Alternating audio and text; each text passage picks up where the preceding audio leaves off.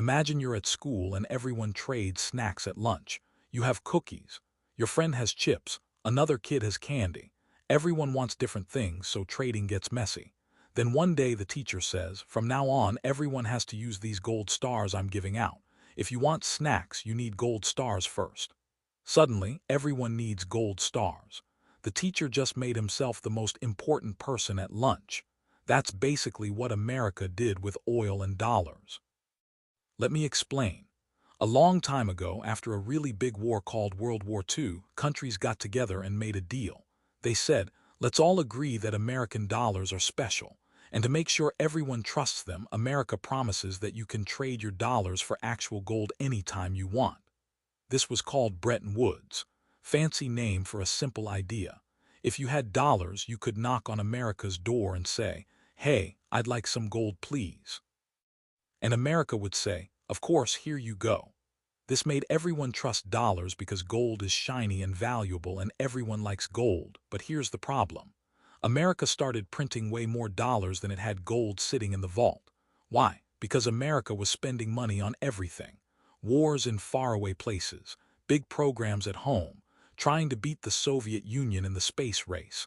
Lots and lots of spending. And when you spend more than you have, you just print more money. Easy, right? Wrong. Other countries started noticing. They looked at all their dollars and thought, wait a minute, does America actually have enough gold for all these dollars? So they started showing up at America's door asking for their gold back. France did it. Germany did it. More and more countries lined up. Then on August 15, 1971, President Nixon went on television and basically said, yeah, about that gold thing. We're not doing that anymore. You can't trade your dollars for gold. The window is closed. Sorry, not sorry. Just like that, the dollar wasn't backed by anything real anymore. Just a promise, just trust. And trust is a funny thing. It works great until it doesn't. Now imagine you're holding a piece of paper that used to be worth gold, but now it's just worth whatever America says it's worth. Would you still want it? Probably not. And that's exactly what other countries were thinking. The dollar was in trouble. People were losing faith. Inflation started going crazy. Prices were going up and up. Then something even worse happened. In October 1973, Egypt and Syria attacked Israel. This was called the Yom Kippur War. America decided to help Israel by sending them weapons and supplies. The Arab countries that produce oil got really angry about this, so they came up with a plan to hurt America. They said, you know what? We're going to stop selling you oil. And we're going to make less oil so the price goes way up. And that's exactly what happened. The price of oil jumped from about $3 a barrel to almost $12. Gas stations ran out of gas. People waited in long lines just to fill up their cars. Some stations had signs that said, sorry, no gas today. It was a mess. So now America had two big problems. First, the dollar wasn't backed by gold anymore, so nobody really trusted it. Second, the countries with all the oil were using it like a weapon. America needed to fix this fast. They needed a new plan. They needed something that would make everyone want dollars again. Something that every single country in the world absolutely needed. And then someone had a brilliant idea. Oil. Every country needs oil. Cars need it. Trucks need it. Factories need it. Airplanes need it. Everything runs on oil. So what if America could make a deal where oil could only be bought with dollars? Then everyone would need dollars again. Enter Henry Kissinger. He was America's Secretary of State, which is like the top diplomat. He flew to Saudi Arabia to meet with the king. And he made an offer that was hard to refuse. He basically said, Your Majesty, you're sitting on the biggest pool of oil in the world. That's amazing. But it also means you're sitting in the desert with a giant target on your back. Everyone wants your oil. Some countries might try to invade you and take it. So here's the deal. You sell all your oil in US dollars, only dollars, and you take the extra money you make and invest it back in America by buying our government bonds. And in return, we'll protect you. We'll sell you weapons. We'll make sure your oil fields are safe. And if anyone tries to mess with Saudi Arabia, they'll have to deal with the United States military first. In 1974, Saudi Arabia said yes. And once Saudi Arabia agreed, all the other smaller oil-producing countries followed along. Just like that, the petrodollar was born. Now, if any country anywhere in the world wanted to buy oil, they first had to get US dollars. Japan wants oil. Better get dollars first. Germany wants oil. Dollars. China wants oil. Dollars. Everyone needs oil, so everyone needs dollars. Problem solved. But the genius of this system wasn't just that oil was sold in dollars. It was what happened to all those dollars afterward. Let me break it down into three parts. First, oil is priced in dollars. This means constant demand for dollars all around the world, every single day. Countries have to keep dollars in their banks just to buy the oil they need. This makes the dollar super important and super valuable. Second, the countries selling oil, like Saudi Arabia, suddenly have mountains and mountains of dollars. Way more dollars than they can spend at home. I mean, how many palaces can you build? How many cars can you buy? Eventually, you run out of things to spend money on. So all those extra dollars have to go somewhere. And where do they go? Right back to America. They buy U.S. Treasury bonds, which is basically lending money to the American government. They put money in American banks. They invest in American companies. This is called petrodollar recycling. The dollars go out to buy oil, then they come right back to America. Third, America uses all that money flowing back to fund itself. It helps pay for government programs. It helps keep interest rates low because there's so much demand for U.S. bonds. It helps fund the military that protects those oil fields in the first place. See how it works?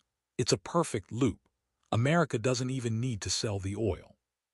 It just needs to make sure everyone keeps using dollars to buy it. By the 1980s, this system was running like a well-oiled machine. Pun intended. The dollar made up over 70% of the world's reserve currencies. U.S. Treasury bonds became the safest investment on the planet. American financial markets became the center of everything. America could borrow huge amounts of money cheaply. It could run massive deficits. It could print money when it needed to. And a lot of the bad effects, like inflation, got pushed onto other countries instead. Economists call this an exorbitant privilege, which is a fancy way of saying America gets special treatment that nobody else gets. But the most powerful weapon wasn't just having everyone use dollars. It was what America could do if you made them angry. Sanctions. Because so much of the world's trade and banking runs through the dollar system, getting cut off from it is like being kicked off the internet. You can't do business, you can't get paid, your economy stops working. If America doesn't like what you're doing, they can basically shut you down without firing a single bullet. Now, what happens to countries that try to move away from the dollar? This is where things get uncomfortable. In 2000, Saddam Hussein in Iraq said he would start selling oil in euros instead of dollars.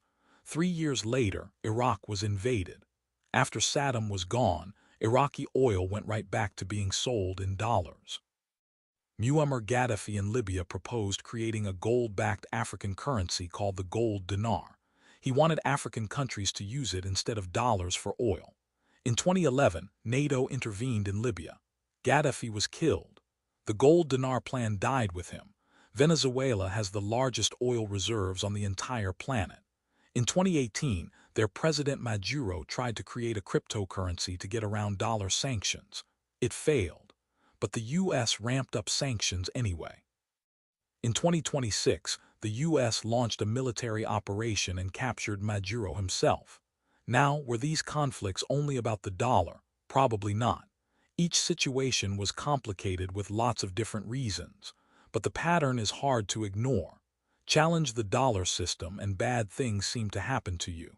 For decades, nobody could really break free from the petrodollar, but everything changes eventually.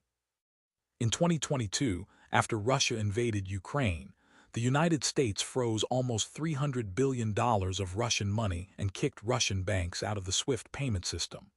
Overnight, money that Russia thought was safe became untouchable. Yes, it hurt Russia, but it also scared everyone else. Every government holding dollars realized their money is only theirs as long as America says so. That's when things started shifting. China began selling off U.S. Treasury bonds, dropping from over $1.3 trillion to about $600 billion. Instead, China started buying tons and tons of gold. Russia and China started trading with each other using their own currencies instead of dollars. Brazil and China made deals to trade without dollars. India started paying for Russian oil in rupees. And Saudi Arabia, the country that started the whole petrodollar system, publicly said it was open to accepting other currencies for oil. The numbers show the change. The dollar's share of global reserves has dropped from 72% in 2001 to under 58% today. Central banks around the world are buying gold at record levels. The Chinese yuan now makes up about 2% of global reserves. That sounds small, but it was basically zero 10 years ago. And here's another problem for the petrodollar. The world is moving away from oil itself. Electric cars are everywhere now. 1 in 4 cars sold globally in 2025 is electric. If the world needs less oil, it needs fewer dollars to buy that oil. The petrodollar still dominates. The dollar is still used in 88% of foreign currency trades. But for the first time in 50 years, there's real competition. Not one big challenger, but many small ones chipping away. The machine still runs, but it's starting to sputter.